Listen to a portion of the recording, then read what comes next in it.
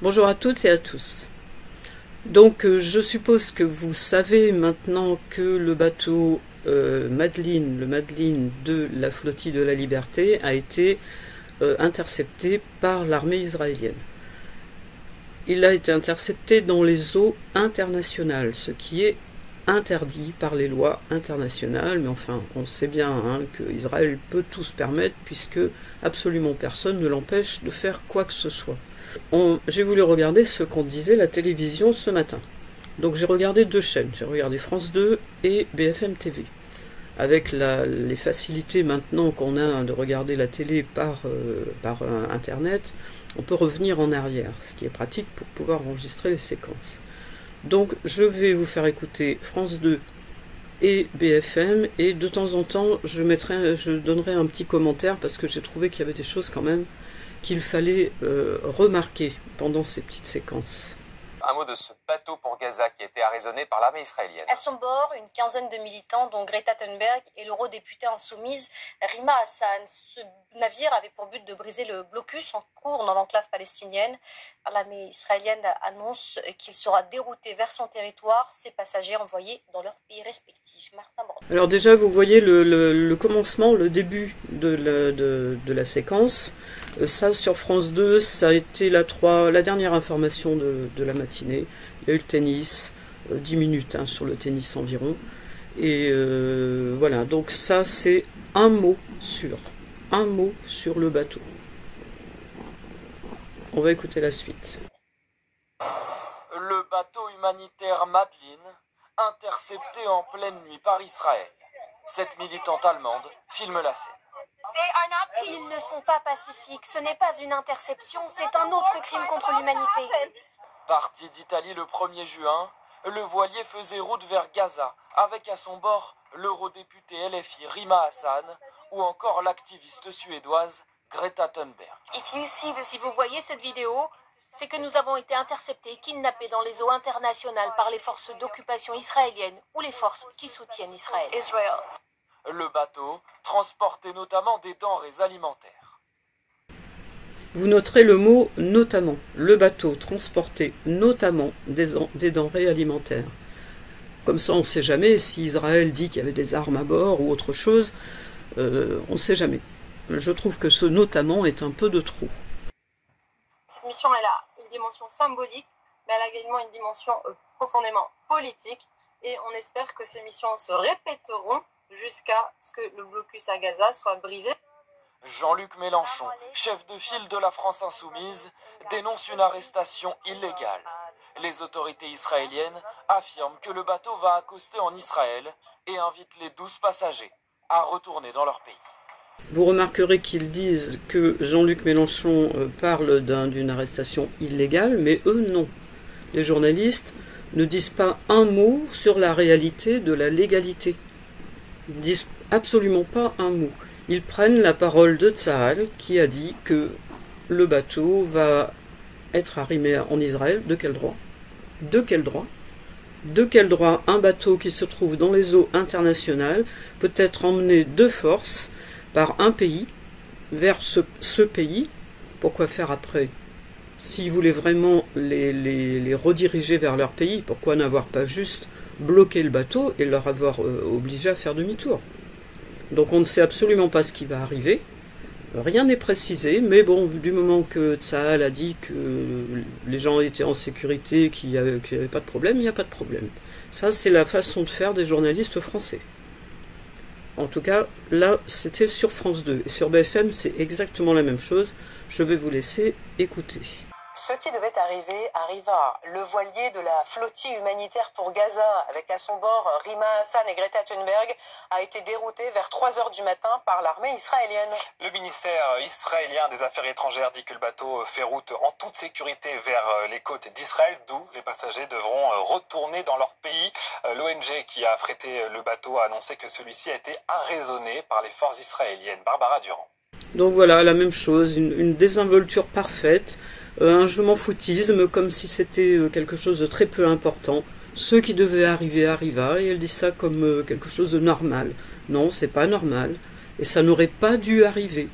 Ça n'aurait pas dû arriver, l'arrestation de ce bateau, puisqu'il était dans les eaux internationales et qu'il allait vers Gaza, Gaza n'appartient pas à Israël, légalement. Donc Israël n'a pas le droit d'empêcher un bateau d'arriver à Gaza. Ces images de vidéosurveillance datent d'il y a quelques heures seulement. Sur celle-ci, les 12 membres de l'équipage du bateau humanitaire, bras levés, gilets de sauvetage autour du cou. Dehors, la marine israélienne leur ordonne de faire demi-tour. Dans une vidéo publiée par Tsahal où l'on aperçoit Rima Hassan au premier plan, le bateau et ses occupants sont contrôlés par l'armée israélienne. Là, je vais vous repasser la séquence parce que je ne sais pas si ça a de l'importance, mais je pense que ça peut en avoir. C'est l'armée israélienne qui a donné les images et ils vont faire un plan suffisamment net sur les mains des deux personnes qu'on voit là pour bien montrer qu'ils ne sont pas menottés. Donc à l'instant où ils ont fait le film, c'est-à-dire au début de l'arrestation, ils ne sont ni maltraités ni menottés. C'est important de le noter parce que c'est ce que veut faire voir l'armée israélienne. Donc eux, ils ne parlent même pas d'une arrestation. Et on voit volontairement leurs mains. Alors le gars il ramasse quelque chose par terre, mais l'important c'est pas ce qu'il ramasse par terre, c'est que ça permet de voir les mains des deux hommes qui sont là. Voilà, ben moi je suis devant là, je vais m'enlever. Voilà, on voit les mains. Quelques minutes auparavant, des messages de chaque militant à bord du voilier avaient été partagés sur les réseaux sociaux. Si vous voyez cette vidéo, c'est que nous avons été interceptés soit par l'État d'Israël, soit par des forces complices à l'État d'Israël. On compte sur votre mobilisation pour faire pression sur le gouvernement français pour notre libération. Hier soir, le gouvernement israélien avait ordonné à Tsahal d'arrêter le navire pour l'empêcher d'atteindre Gaza. Parti le 1er juin de Sicile, le voilier de la coalition de la flottille pour la liberté s'était fixé comme objectif d'apporter de l'aide humanitaire et briser le blocus israélien dans l'enclave palestinienne menacée de famine selon l'ONU. Notez bien, selon l'ONU, les Gazaouis seraient menacés de famine selon l'ONU. Dans un communiqué, Jean-Luc Mélenchon dénonce une arrestation illégale et lance des appels à des mobilisations partout en France. Selon le ministère des Affaires étrangères israélien, le voilier est actuellement en route vers Israël. Il indique également que les passagers retournent dans leur pays. Voilà, donc pareil que de l'autre côté, hein, il répète ce que dit Israël, les passagers sont en sécurité, le bateau va arriver en Israël, de quel droit on ne sait toujours pas. Et les passagers devront retourner dans leur pays. De quelle façon, on ne sait pas non plus, s'ils vont renvoyer le bateau tel quel, ou s'ils vont les renvoyer chez eux par d'autres moyens. On ne sait pas, c'est pas précisé, mais ça n'inquiète pas les journalistes. Je vais vous diffuser une vidéo qui a été publiée hier soir pendant le moment où Israël commence à menacer. Juste avant l'arrestation, en fait. Yasmine, qui est allemande et qui fait partie de l'équipage de la flottille, bon, on voit qu'elle a peur, quoi. Et elle raconte ce qui se passe. Donc c'est en anglais, je suis désolée de ne pas pouvoir tout traduire, parce que, bon, il y a trop de bruit, il y a trop de... pour qu'on comprenne bien tout. Mais en résumé, Israël a fait des sommations, et ils ont envoyé comme une peinture blanche sur le bateau. On le voit à plusieurs moments, et Yasmine à un moment dit que ça lui pique les yeux. Donc ils ne savent pas ce qu'est cette peinture. Donc après, bon, on a pu trouver que ça pouvait être juste un marquage. Je vous mettrai un petit texte qui explique ce que ça peut être. Mais bon, pour les occupants du bateau, c'était assez effrayant parce que pour elle, ça lui piquait les yeux, d'autres disent que non. Mais bon, c'était quand même un peu spécial de voir cette peinture tomber sur le bateau. En fait, on dirait un peu de la grêle, il y en a beaucoup. Et bon, là, elle explique qu'ils savent qu'ils vont se faire arrêter, ils ont tout prévu. Ils ont mis leur gilet de sauvetage, ils ont préparé leur passeport, parce que les Israéliens leur ont demandé de montrer leur passeport apparemment. Voilà, donc je vous laisse quand même écouter. Et juste ensuite, surtout pour ne pas oublier leur visage, pour savoir qui ils sont, chaque personne, chaque membre de l'équipage a dit à peu près tous la même chose. Il y en a un ou deux qui parlent français, au moins deux, je crois. Les autres parlent soit anglais et néerlandais. Mais ils disent tous qu'ils ont fait ces vidéos avant et en prévision du moment où ils seront arrêtés. Donc ils ont pu les diffuser très très rapidement au moment, juste avant de ne plus pouvoir se servir de leur internet en fait.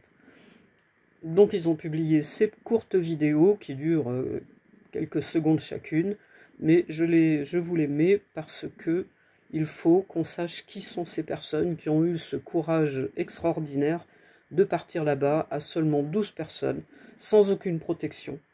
Normalement, il y aurait dû avoir une protection des pays concernés, voire d'autres pays. Des pays eux-mêmes auraient pu envoyer officiellement de l'aide pour les habitants de Gaza. Personne ne fait rien du tout. Les journalistes s'en fichent. Ils en rigolent pas ouvertement, mais enfin, on sent bien le mépris qu'il y a quand ils en parlent. Donc, c'est quand même assez extraordinaire. Enfin, voilà, on vit dans un monde très très bizarre en ce moment. Et même sous cette vidéo que je suis en train de faire, je suis sûr qu'il va y avoir des gens pour dire bah, c'est bien fait pour eux, ils n'avaient qu'à pas y aller, ils étaient prévenus. Un peu ce qu'a dit l'autre, ceux qui devaient arriver. Mais comment elle peut dire ça? Comment elle peut dire une phrase pareille pour introduire une séquence? Chaque chaîne en parle pendant à peine 2 minutes. Hein. J'ai regardé, à peine 2 minutes chacun. Voilà où on en est. En plus, Macron, là, il reçoit plein de gens internationaux. Il pourrait justement en profiter. Mais il ne le fera pas. Il ne fera pas, lui, ça ne l'intéresse pas. Lula a fait une déclaration. Je vais peut-être vous la mettre, tiens d'ailleurs. Devant Macron, et lui, il s'en fout. Il regarde ses papiers, il n'écoute même pas.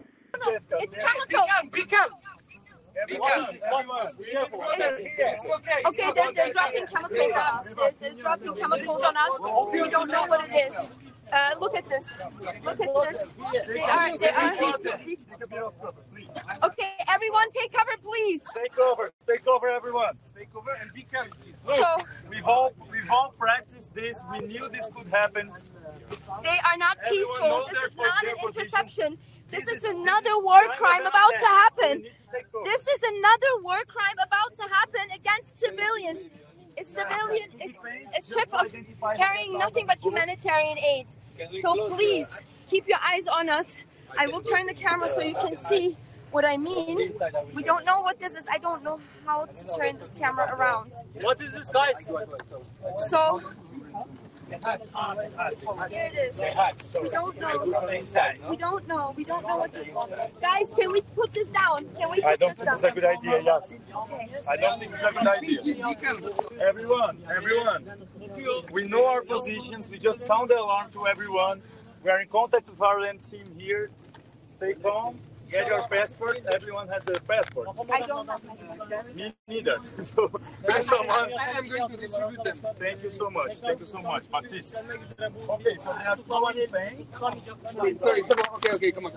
So you can see it clearly there. It stinks really, really bad. I need to drive back. We don't know what it is. And we're putting up the Palestine flag to protect us, literally. We are using the Palestine flag to protect us. This is what we are doing right now.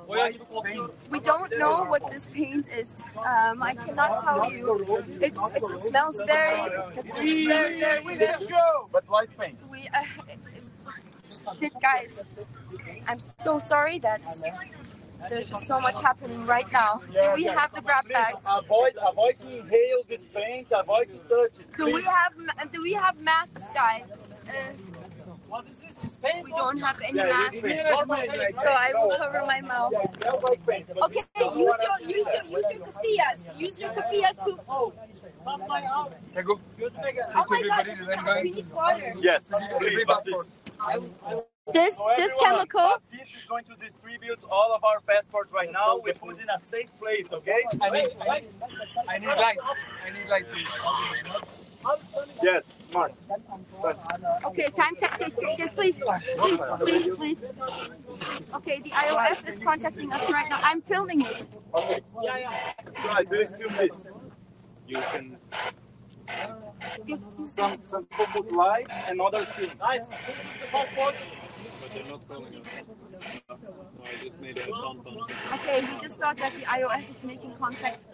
Oh my God, it's burning my eyes, this thing. Is it burning your eyes? No? Nice. Oh. Everywhere on the book. It's okay. My phone's about to die. I'm gonna come back to this live. Just, I need a second. Bonjour, je m'appelle Pascal Morieras, je suis français. Si vous voyez cette vidéo, c'est que nous avons été arrêtés et interceptés par l'armée israélienne ou par une armée complice du génocide actuellement perpétré par Israël à Gaza. Aussi, je demande à tous mes camarades, à ma famille, à mes amis, d'exiger du gouvernement français qu'il intervienne auprès des autorités israéliennes pour ma libération la plus rapide possible. My name is Yasim Najjar and I'm from Germany. If you're seeing this video, we have been intercepted at sea and kidnapped by the Israeli occupation forces or by one of its allies complicit and actively participating in the genocide of Palestinians. I appeal to my comrades, friends and family to put pressure on the German government and to ask for my release as soon as possible. Mijn naam is Mark Vrones en ik kom uit Nederland. Als je deze video ziet, dan zijn wij in internationale wateren op zee, ontvoerd door het Israëlische bezettingsleger of een leger dat Israël helpt bij het plegen van genocide op de Palestijnse bevolking.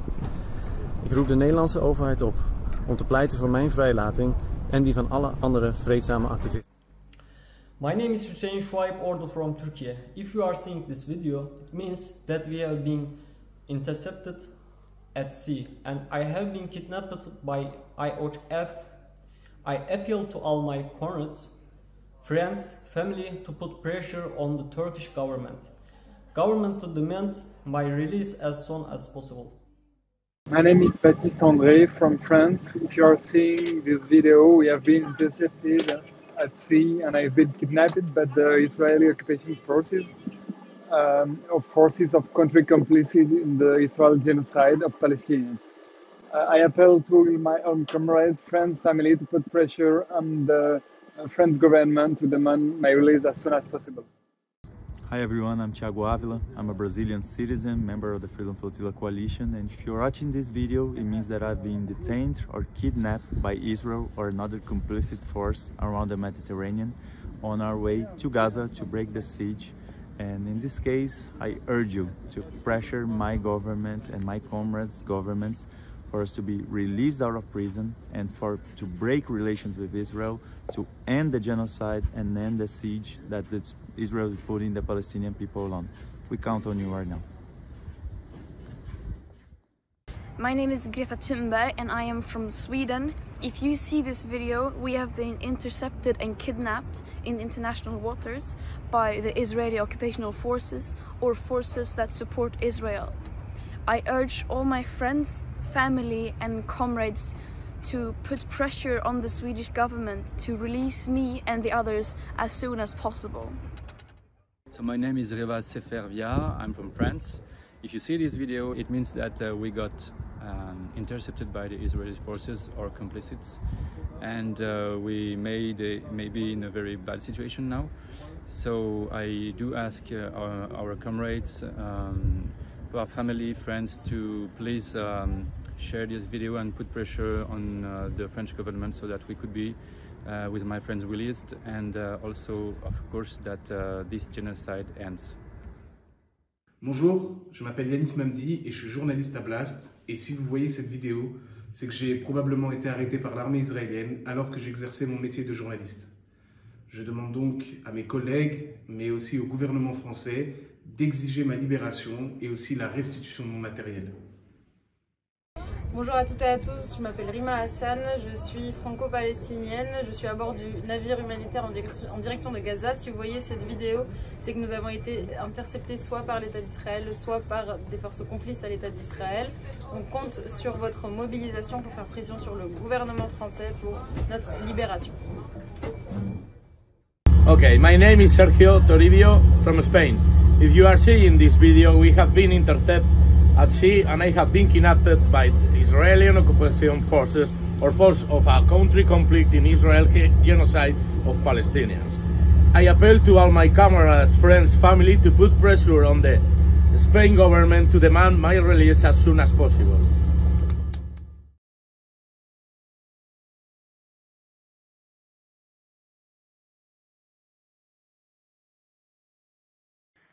Voilà, donc je vous passe toutes ces petites séquences-là. Et puis, ben, on espère que Israël dit vrai, que effectivement les personnes qui étaient dans le bateau seront renvoyées dans leur pays d'une manière ou d'une autre, et surtout qu'ils vont pouvoir garder leurs effets personnels, notamment leur téléphone, et qu'il ne leur arrivera rien, pas un accident par exemple, parce qu'Israël peut très bien dire on les a renvoyés, et puis, tiens, bizarrement, il y a eu un accident, on ne sait pas. Donc, moi, j'ai aucune confiance dans le gouvernement israélien, on n'a aucune confiance dans quasiment aucun gouvernement occidental. Donc, voilà. Donc, on croise les doigts pour eux. Aujourd'hui, beaucoup de manifestations sont prévues. Une à Paris, je vous mettrai tous les liens que je peux. Et puis, voilà. Voilà, donc on est de tout cœur avec... tout l'équipage, pas seulement avec Rima Hassan, avec tout le monde, et on leur souhaite que ça se termine rapidement, et aussi que leur action n'ait pas été vaine, quel que soit leur sort après. Il faut que leur action, elle porte, même s'ils reviennent sains et saufs, il faut que leur action ait un résultat politique, comme le dit Rima Hassan, il faut un résultat politique. Voilà, donc on se tient au courant. Então, sinceramente, não é nem como presidente do Brasil, é como ser humano. É como ser humano. Não é possível a gente aceitar, sabe, uma guerra que não existe, e sim um genocídio premeditado de um governante de extrema-direita que está fazendo uma guerra, inclusive, contra os interesses do seu próprio povo. Porque a Israel, ao povo judeu, também não interessa essa guerra. Ou seja, todo mundo interessa a paz. Como não interessa ao povo ucraniano, como não interessa o sofrimento do Haiti. Ou seja, bem, desculpe a emoção, mas é triste. É triste saber que o mundo se cala diante de um genocídio em que a grande vítima não é soldado que está em guerra, mas mulheres e crianças. Isso, sinceramente.